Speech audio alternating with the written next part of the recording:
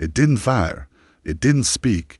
It just arrived, and 10 Imperial dreadnoughts stopped breathing.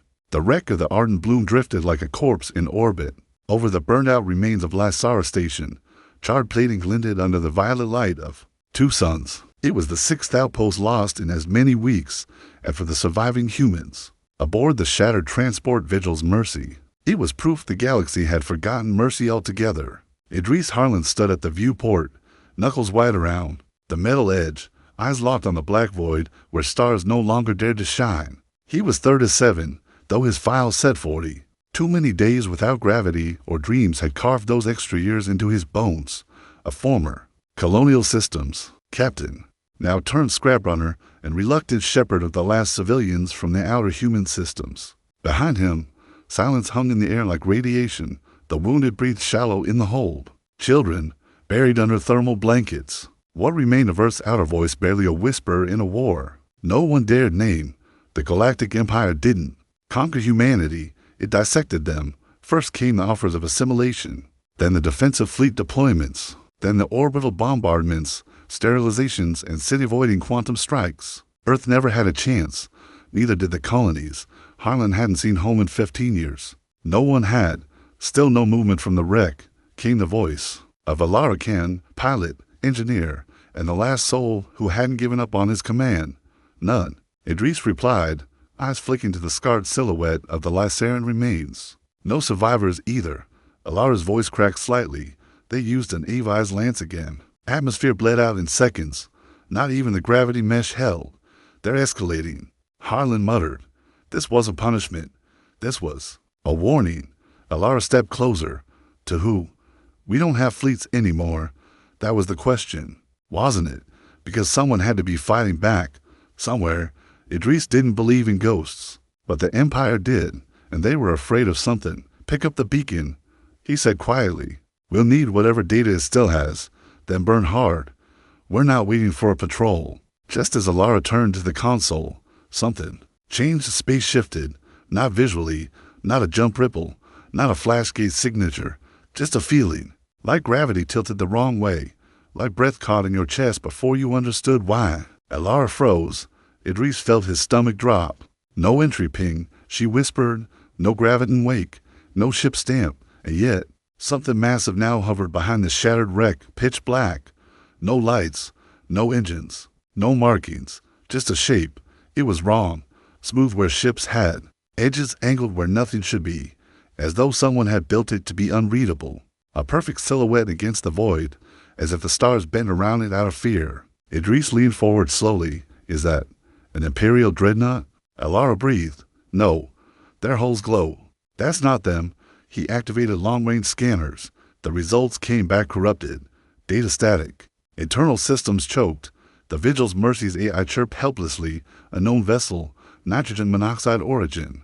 No mass nitrogen monoxide IFF. Do not engage. It wasn't even listed as a ship.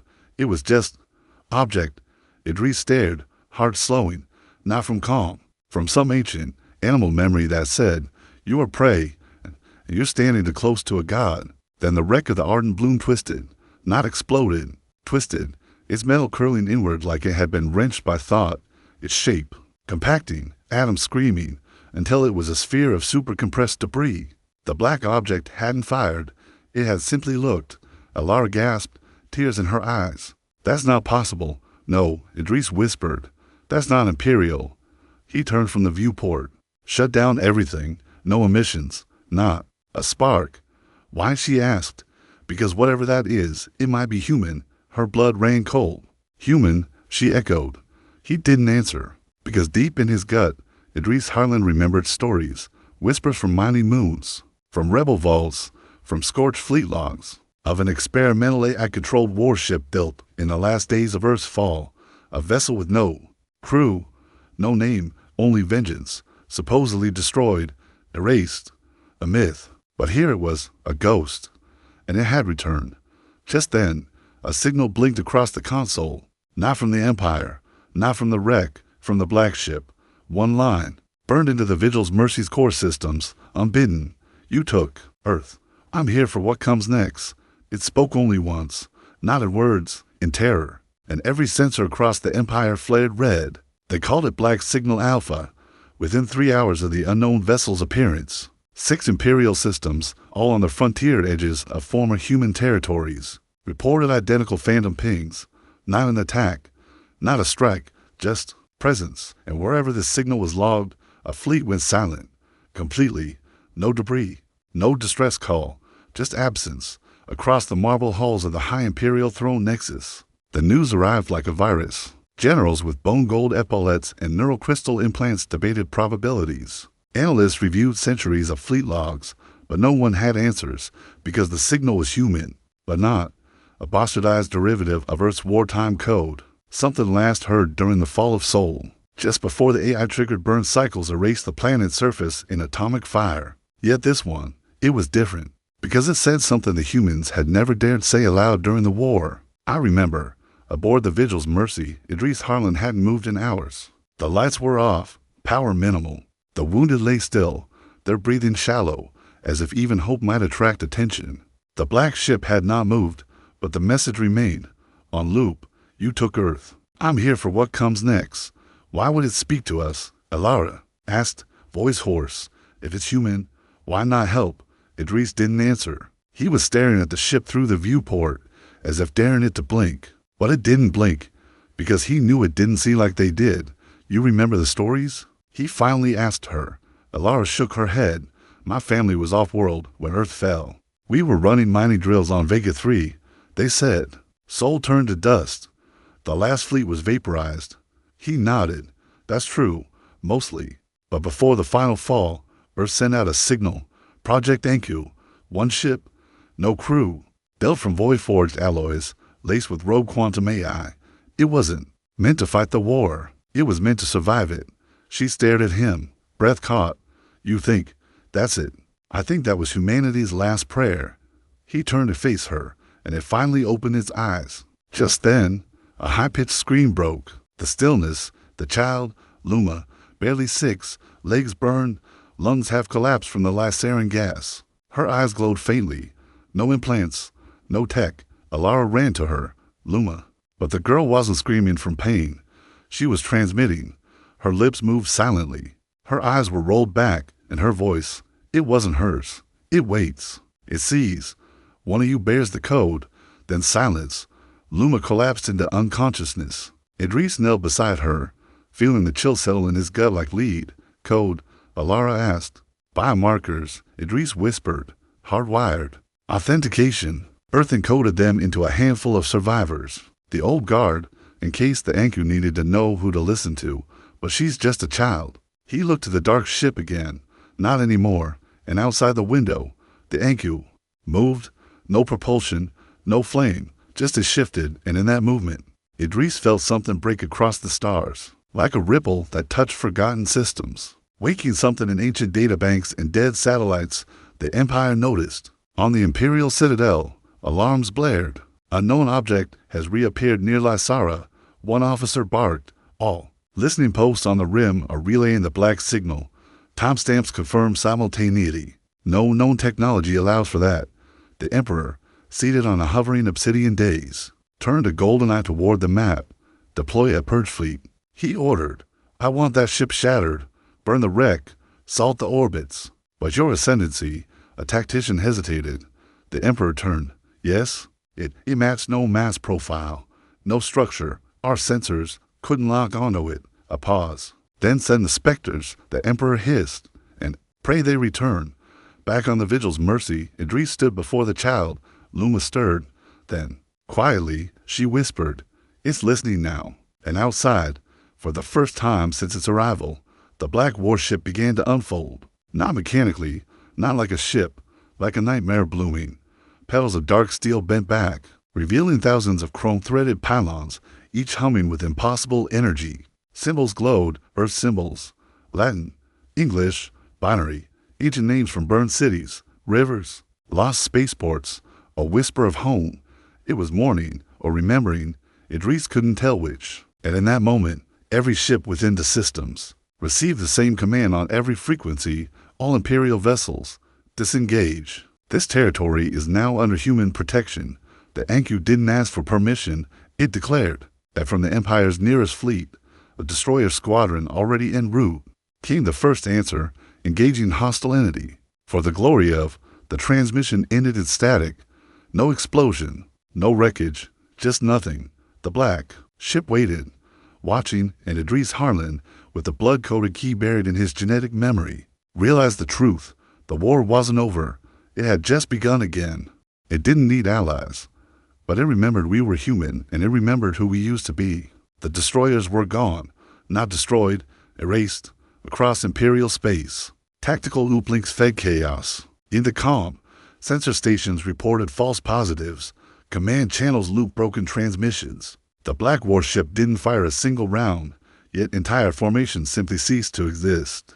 And yet, it made no move toward Vigil's mercy. It waited, in the dim, cracked hull of the human transport. Idris Harlan stood over the unconscious child and wiped soot from his hands. The lights were low, oxygen filters strained. Time was short, but that ship, that thing from forgotten myths, had chosen them as a witness. Her biometrics are stabilizing, Alara whispered. But Idris, she spoke in military code. I thought you said she was born after the fall. She was. He looked down at Luma with something between awe and dread. But if Earth encoded survival contingencies, they may have buried them deeper than any of us knew. Blood, memory, epigenetics, maybe even dreams. She's a kid, Alara said, not a key. Maybe she's both. A quiet pulse echoed from the warship. Not sound, but gravity, a single, precise ping, a signal. He felt it in his teeth. In response, the console flickered with ancient code, Earthfleet command line, pre-fall syntax. Link initiated. Colonial Strike Protocol auth required Idris Harlan GEN9C for 2. Recognized standby for humanity's return. Alara stepped back. Idris, it's waking up. No. He said slowly, it's calling us to remember who we were. Once Earth's fleet had spanned stars, not the size of the empires, not as advanced, but brilliant, desperate, inventive. Every victory had been carved in blood and fire. Humanity didn't win by overpowering. It won by refusing to die. And this ship, Enku, was the last weapon forged from that defiance. Not a ship to command fleets, a vengeance engine. The console vibrated. Alara stared in awe. Phantom Armory unlocked Deepwell Comms realigned Human Resistance Protocol Alpha 3 online. I don't believe this, she muttered. What Idris did. He was already moving. We're not alone anymore, he said. Enku's network, it's finding survivors. Within seconds, systems across dead human sectors lit up. Burned satellites blinked back online. Scrap colony. Vaults flickered with flickering green. Across the ashes, hidden pieces of Earth stirred. Untouched caches, memory cores, even weapons long buried.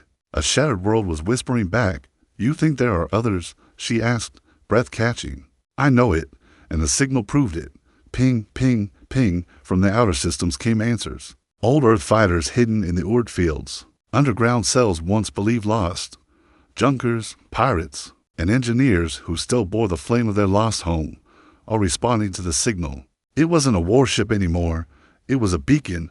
Rebroadcast our location on Deepwell burst. Idris said, encoded, tell the survivors, we have the key, and Earth remembers. What if the Empire tracks us first? Then we finally give them something to be afraid of. On the Empire's nearest garrison world, Arxial 9, the Spectres landed, elite agents, no voices, no faces. Flesh replaced with hyperlight muscle and synthetic nerve trees. They walked like myths, fought like devils. They were built to end resistance. Any resistance, in minutes. 12 were deployed. They didn't last 30 seconds. From orbit, the last footage showed the black warship appearing without warning. Over Arxial's sky, silently. No light, no weapon signature, just presence. And then the sun dimmed. Every system, every reactor. Even the world's magnetic poles reversed polarity for 8 seconds. And when balance returned, the Spectres were gone. No crater, no bodies. Just a message etched into the clouds. Spectres terminated, return the dead. The Empire didn't understand the last line, but Idris did. It was Earth's final doctrine. The one whispered in every trench during the fall. Every soldier knew it by heart. We do not leave our dead, not even in death. Alara stared at the footage as it echoed across the ship's screen. It's not just defending us. Idris nodded. It's morning. Later that cycle, a small vessel answered the signal, a rusted miner's cutter, barely holding atmosphere, but inside, a human, one-eyed, one-armed, covered in radiation scars. He called himself Rourke. I was there, he told Idris quietly, on Titan's last station. Saw the first lance burn Earth's sky. Everyone thought the war ended, but something launched just before the blast. A black shadow. He touched the hull reverently. Didn't think I'd see her again. You recognize the ship? He grinned. We built it from everything we hated, everything we lost. It was never meant to be human. It was supposed to be a revenge ghost. Idris looked toward Enku, still silent, still watching. But she waited, Rourke said, voice raw. She waited for us to be ready again. And now they were. Humanity had a spark again, not just in the machine, but in each other. Across the stars, exiled minds and wounded bodies lifted their heads, not with arrogance, but with memory, and one by one, the galaxy began to remember. 2. What happened when humans stood together, when they bled together, when they rose. The Empire sent its finest minds to break us. All it did was teach us how to aim higher. The first true response from the Galactic Empire wasn't rage. It was fear wrapped in protocol. 17 fleets were mobilized. 64 Imperial sectors entered emergency lockdown.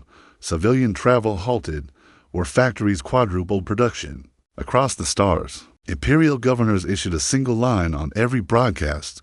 The human ship is a lie. Trust in the Empire. But the more they denied it, the more the galaxy questioned why it ever forgot Earth to begin with. On the vigils, mercy, the ship's systems hummed like a living thing. Since the Anku reawakened, Idris Harlan had barely slept. He didn't need to. The ship spoke to him now, not in voice, but in pulses, memories, feeling. He knew things he hadn't known. Yesterday, tactical schematics from Sol's final days, memory map coordinates to hidden supply caches in shattered asteroid belts, subroutines that let him override Imperial trackers from 30 light-years away. Alara Ken sat beside him, tired but alive in a way she hadn't felt in years. We're getting response bursts from Vega, Varellan, and the old Mars diaspora, she said. Survivors, engineers, even a few hacked Imperial drones. They're waiting for leadership. Not me, Idris said. She looked at him. He gestured to the black monolith outside. That's their leader. I'm just its key, but keys still choose which doors to open.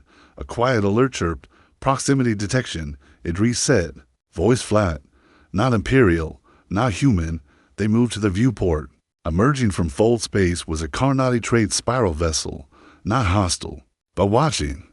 Carnati ships were rare in Imperial sectors. Semi-autonomous, pragmatic. Built like flying cathedrals and covered in bioreactive metal that glowed with alien runes. It sent a signal. Translated, it read, we remember the humans. We remember. The screams. What is this black thing that walks like you're dead? Idris responded simply, not our dead, our revenge. The Carnati ship hovered. Then, curiously, it bowed and disappeared into fold space. Meanwhile, the Empire grew desperate. In the war towers of Zarvoxis, Lord Admiral Karen Yulin stood before a shimmering projection of the Anku. He'd reviewed every scrap of footage, every grain of analysis. Nothing made sense. It has no life signs, no heat signature. It bypasses gravitational constant laws. It's whole, eats light. You're describing a myth, said the Imperial Minister of Inquisition. No, Yulin growled. I'm describing a miracle wrapped in steel. We've defeated humans before. Their weakness is persistence. Break it, and they shatter. That was when they fought like mortals. He stepped closer. This time, they remembered how to haunt. Still, the Empire would not yield. Operation Ash Crown was launched. A full dread fleet, 3 core burners, 9 Scorcher wings, to data hives and a planet killer. Their target wasn't the Anku. It was Red Hollow, a hidden human colony that had just gone active for the first time in 15 years. Idris got the transmission 3 minutes before impact. Red Hollow, Alara gasped. They've got barely enough shielding to deflect space dust. Coordinates match, Idris confirmed. Reading the incoming heat map, the fleet's not interested in occupation. They're coming to a race. Alara's hand hovered over. The comms, we can't stop all of that. No, he said, but we don't have to. He reached into the ship's neural controls. We wake it up. The Anku shuddered. For the first time, it spoke. A voice echoed across their systems, soft and inhumanly calm, yet unmistakably human in intent. Target confirmed, Red Hollow. Earthburn registered. Engaging burn threshold 7. Alara's eyes widened. I've never heard of threshold 7. No one has, Idris replied. It was classified beyond even Fleet High Command. Only theoretical. Outside the viewport, the Anku began to change. It expanded, like a shadow inflating against physics itself. Panels folded back. Strange geometries unfolded from its core. Ascarian structures with no up or down, just function beyond understanding. From the heart of the ship, a pulse. Fired, not a weapon, but a distortion. It leapt across space, instantly, no light delay, no traversal, just arrival. The Anku appeared above Red Hollow before the Empire ever did. And what it did next wasn't war.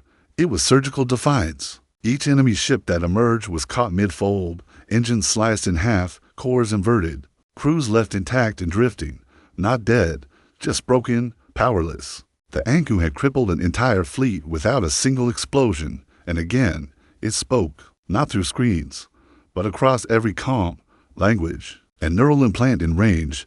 We are not here to conquer. We are here to correct. Return to your stars, or be taught to fear ours again. And just like that, the Empire retreated, not out of mercy, out of survival. Back on the Vigil's mercy, Alara collapsed into her seat, eyes wide. They ran. They finally saw the ghost they made. Idris said, "Do you think it'll last?" "No," he said grimly. "The Empire doesn't stop. They'll find a new weapon, a new lie, or worse. They'll try to make one of their own." Alara leaned forward. "Then what do we do?" Idris turned toward the Anku. It hovered in the stars, silent again, waiting. We take the fight to them, and far away, deep in the burning halls of Imperial High Command, a frightened advisor whispered what none dared say aloud. That ship is not just a machine. It's a message. Earth is still. Out there. We were never meant to win the old war, just to outlive it long enough to make this one matter. In the dark, behind broken stars and smoldering moons, Earth's last secret stirred. They called it Deep Wake, a subspace fault line buried beneath the ruins of Sol, left untouched even by Imperial sterilization protocols. No sensors could read it. No maps acknowledged its coordinates. No survivors had ever spoken of it aloud, because to say the name was to trigger every last line of defense built into the human species. And now, Anku had said it. The message came, encoded in Idris Harlan's blood. The ship didn't ask permission. It simply began. Idris stood at the central console of Vigil's mercy, Luma sleeping peacefully nearby, her strange glow fading into calm. Alara was reading the latest deep well pings from the outer colonies. More than a dozen scattered human pockets were activating, caches opening, hidden codes sensing, encrypted frequencies humming with life. The stars were waking up. "I don't get it," Alara said. "What is Deep Wake? Some old Earth vault? Weapon? No," Idris whispered. "It's worse." He tapped the console. The ship's AI fed data into view. Diagrams written in symbols Alara didn't recognize, and Idris barely understood. Earth military black code, buried behind 1,000 layers of encryption that only one living genome could access. His file unsealed. Genesis V7 project. Deep Wake purpose. Humanity's final. Will Alara stared at the file name. Final. Will. He nodded slowly. They knew we couldn't win, so they made sure we'd be remembered, not by monuments, but by what we become next. Deep beneath Sol's extinguished sun, hidden beneath miles of artificial quantum fog, the last relic of human madness and hope open. Not a ship, not a bomb, not a person, a seed, encoded with every scrap of human knowledge, rage, art, weaponry, and sorrow. A gestalt intelligence, not pure AI, not flesh, something between, something angry, something still grieving, something they had never dared use, and now Anku woke it. Across Imperial territories, reality began to fray. Scouts reported star systems acting erratically, gravity wells spiraling, old satellites activating, strange new ships appearing where none had existed before. Not large fleets, not organized invasions, just ghosts. Black-sheen drones shaped, like screaming birds, microsatellites made of forgotten Earth alloys. Subthought A is whispering war hymns through hyperspace, and in the skies of one core Imperial planet, a phrase burned into the aurora, visible for all to see. Written in Old Earth Latin, ex nihilo, lux, from the ashes, light, Admiral. Kieran Yulin's face was a mask of disbelief. This isn't a resurgence. He spat to the chamber of Imperial High Command. This is an infection. The Emperor, golden and still, watched through polished obsidian eyes. Then purge it. We can't, Yulin shouted. They're not just resisting. They're rewriting the battlefield. Their warships aren't even ships anymore. Their ideas given shape, then shape better ideas, the Emperor said coldly. Across the chamber, a single word flickered into the room's neural hologrid. Deep wake. No one said it aloud, but everyone remembered it. The last weapon Earth swore never to awaken. On Vigil's mercy. The old ship groaned as its systems strained under the data surging through it. Idris and Alara watched the interface glow with patterns neither recognized. But Luma, stirring, touched one. It changed for her. Lines became shapes. Shapes became music. And in the music, Idris heard soul again, rain on glass, trains screaming over rusted rails. The thrum of Earth's heart before it died. Alara, he said, swallowing thickly, it's not giving us weapons. It's giving us a choice to do what? To become what we were meant to be next. He pointed at the growing signal path. Deep wake is a threshold. Once crossed, humanity doesn't go back to fleets and guns. It becomes something new. You're talking about evolution. I'm talking about vengeance, Idris said. Wrapped in mercy, she nodded, tears in her eyes. So what do we choose? He looked at Luma, then at Anku, and pressed his hand to the console. Activating Deepwake Nexus user, Idris Harlan human designate confirmed transmission. We remember Earth. He pressed yes. In a distant system, a buried relic lit up, then another, and another. False. Drones, Protea is Earth's legacy, scattered like seeds in a fire, bloomed. And the first thing Deepwake did was speak to the galaxy, every race, every language, every system, across 1 billion translators and neural relays. It spoke with a single voice. We are the children of Earth. We are the spark they tried to drown.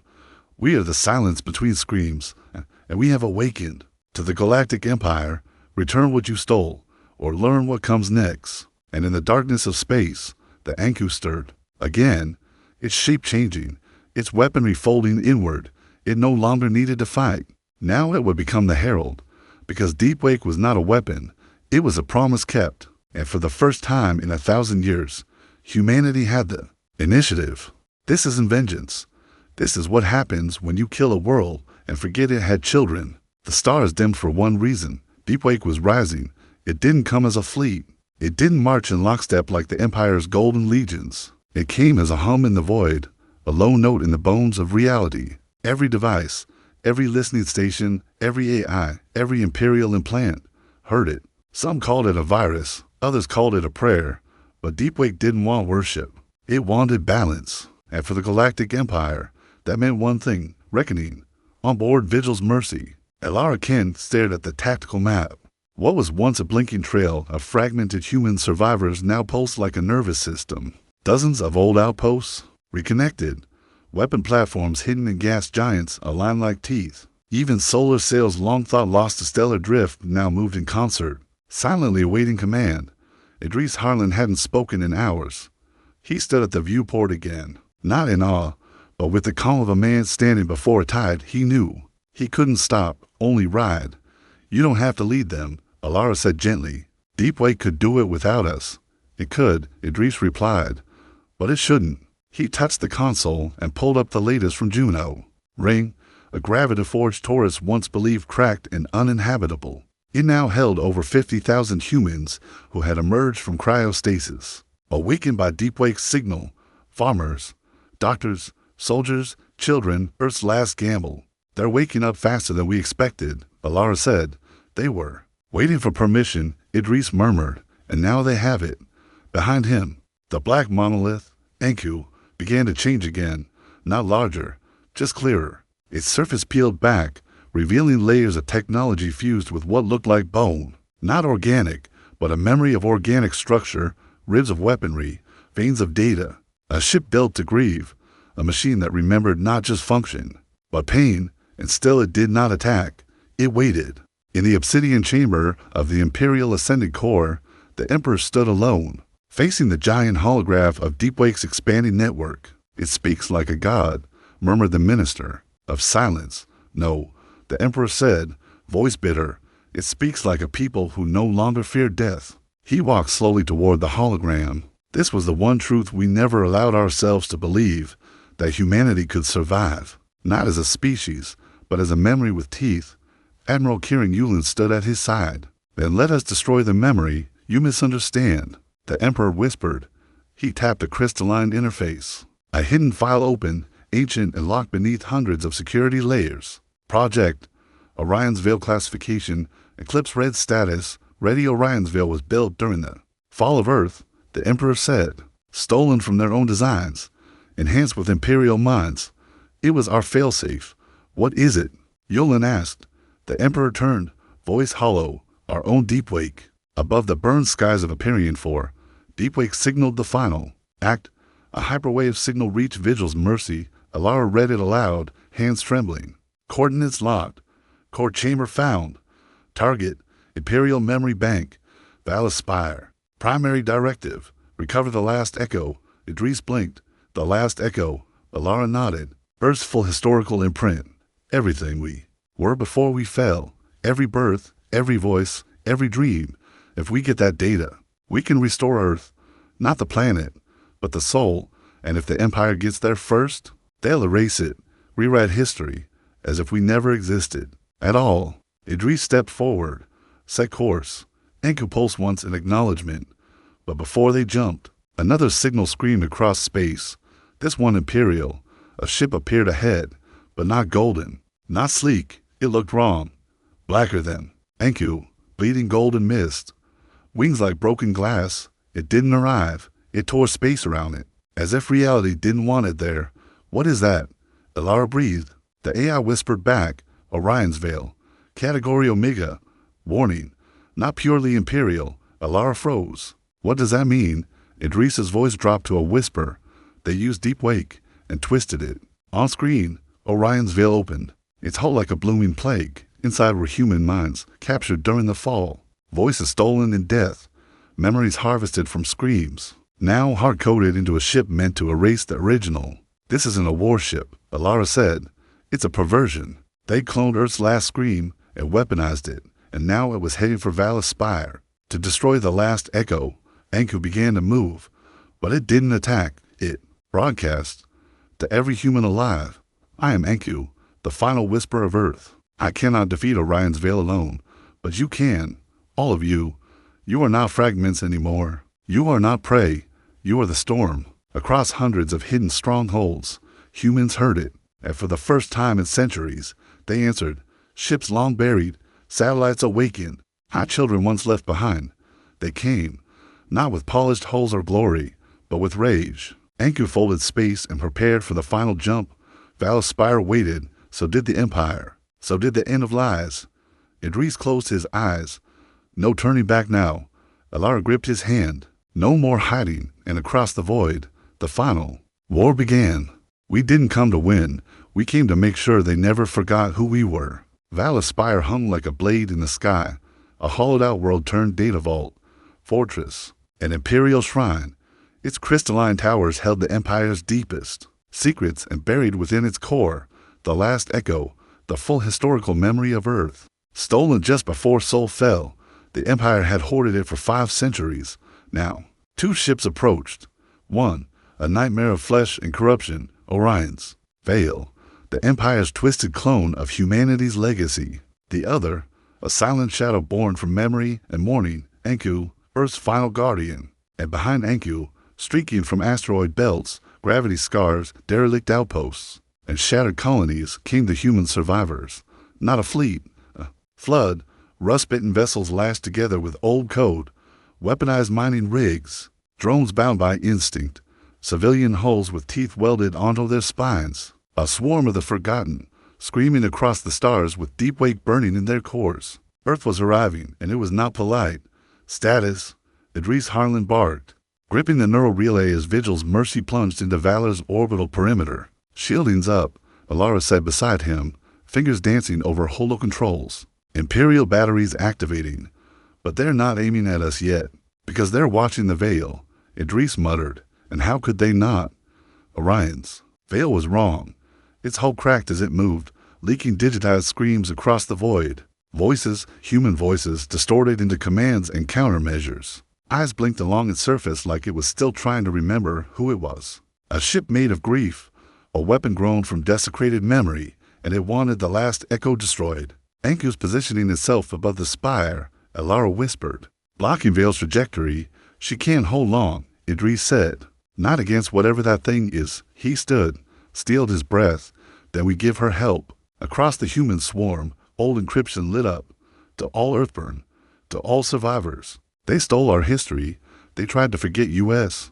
Now we remind them who we are. 1,000 voices rose in answer. For Earth, for the fallen, for the ones who never left. Then hell erupted. Orion's Veil fired first. Not plasma, not lasers, a wave of hollow memory. It surged like a hurricane of corrupted faces, laughing, screaming, familiar, all twisted into weapons. It struck the first human wave and tore their minds at the seams. Ships fell, pilots screamed, but others surged forward. Enku countered with silence. A pulse of mourning radiated outward, a blanketing code wave that severed Vale's infection from the minds of the living. Enku cut the noise, burned it away with purity, with truth. Vale reeled, lashing out. Enku's armor cracked. Valor's defense towers opened fire, hammering both as the Imperial fleet arrived in full. Golden dreadnoughts and black cruisers pouring from fold space like vultures over a corpse. Alara screamed, "They're firing on everyone, even their own. They're scared," Idris said, sweat on his brow. "They see they've lost control. We're being hailed." She gasped. From who? From Valor itself. A human, locked inside the spire. Idris tapped in. A grainy image filled the screen. An old woman, bald, eyes glowing with interface wires, half her body bound to the spire's data frame. "I am Dr. Katria Malin," she whispered. "I was there when they took Earth's memory. They made me guard it. I've waited 500 years to see someone with a blood code again." Idris stepped forward. "We've come to take it back." "No," she said gently. "You've come to give it to the galaxy above the spire." Enku's shields dropped. Vale lunged. Idris slammed his hand onto the console. "Divert full power. All human ships. Now, protect Enku." The swarm obeyed. A flood of metal and fire crashed into Vale's side. Drones exploded against its corrupted hull. Suicide pods pierced its armor and unleashed old Earth viruses into its systems. Inside Vigil's Mercy, Luma stirred again. Her eyes glowed. "It's time," she said softly. "You have to choose, Idris. Let the last echo die in their vault." She looked up at him, or set it free, everywhere. The console lit. A choice. Retrieve and secure last echo, or unlock and transmit to entire galaxy. Idris looked to Alara. She smiled through tears. "We didn't come to hoard it."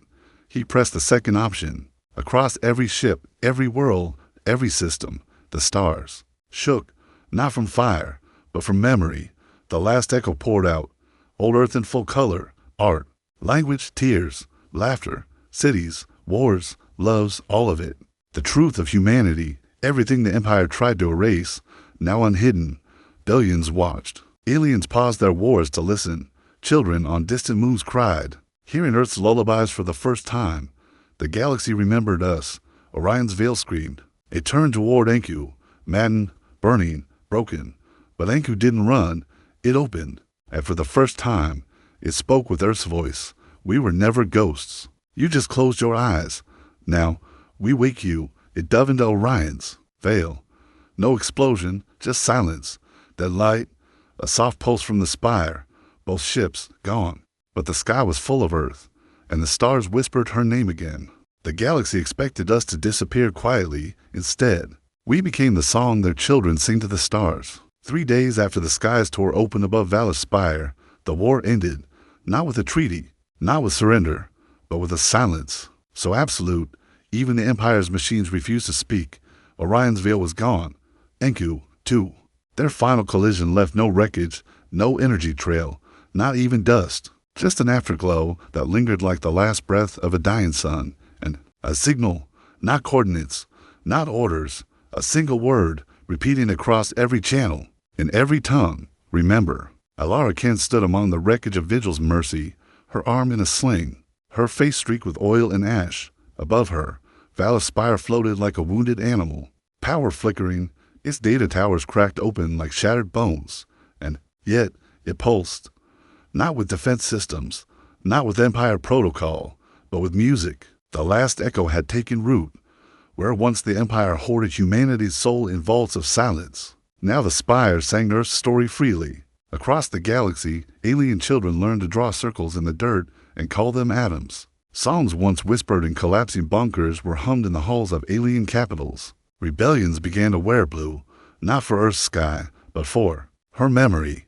The Empire could not fight this, not with ships, not with fear, because Deepwake had made humanity immortal in the one way they couldn't stop. We became a story. Idris Harlan sat on the hull of the broken command deck, staring at the stars. He hadn't spoken since Enku disappeared. Some part of him still expected her to return, gliding from fold space like a ghost wearing steel. But she was gone, not destroyed, simply complete. Luma sat beside him, her hair tangled, eyes tired, but peaceful. She reached into her coat pocket and handed him something, a small object, scorched, black. The data core of Enku, fused into a smooth stone. It found its way back, she whispered. He turned it in his hand. It hummed, faint, warm. You think she's still in there? He asked. I think she never really left us. He looked at her. You said I had to choose. Back on the bridge, Luma nodded, and you made the right one. But the cost was the point, she said. He smiled bitterly. You talk like someone older than me. I am, she replied simply. And for the first time, he believed her. 3 weeks later, the Imperial High Throne sat empty. Emperor Auron III was missing. No voice, no corpse, no heir. His final command had been to activate Orion's Veil, and that command had now erased him from history. Entire worlds revolted, some peacefully, some not. A dozen client species of the Empire, long held in debt and fear, now declared independence, citing the Earth Standard as their moral compass. Even the Karnati, who had never bowed to any creed but their own, sent a message to Idris. Through subspace echo, we feared you once, we honor you now. When the veil fell, we saw ourselves in your fire. Earth is dead, but humanity breathes. Idris walked the lower halls of Val's spire in silence, passing old Imperial guards who now served under a different banner. A patch of a black ship etched in silver, stitched onto their armor. The spire had changed hands without bloodshed, not because humans demanded it, but because the galaxy gave it to them. No one knew how to fight a legacy, and Earth had become one. The next transmission from Deepwake came without warning. It wasn't a voice this time, but a dream, broadcast into the minds of all who had followed Enku's path, a memory not from Earth's past, but her future, a city under stars, floating in orbit over a terraformed moon. Children, human and alien, playing under banners not of war, but of unity, engineers building hulls with roots and leaves, ships not designed for conquest, but for exploration. The final message burned itself into the walls of every awakened human outpost. Do not rebuild what was lost. Build what never was allowed to be. Let them come to you now. And they did. In time, embassies formed. Treaties followed. Humanity didn't claim dominion.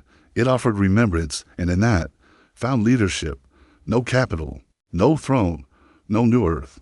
Just a promise carried by millions who bore the scars of soul. They became the memory born, a new kind of force, a new kind of people.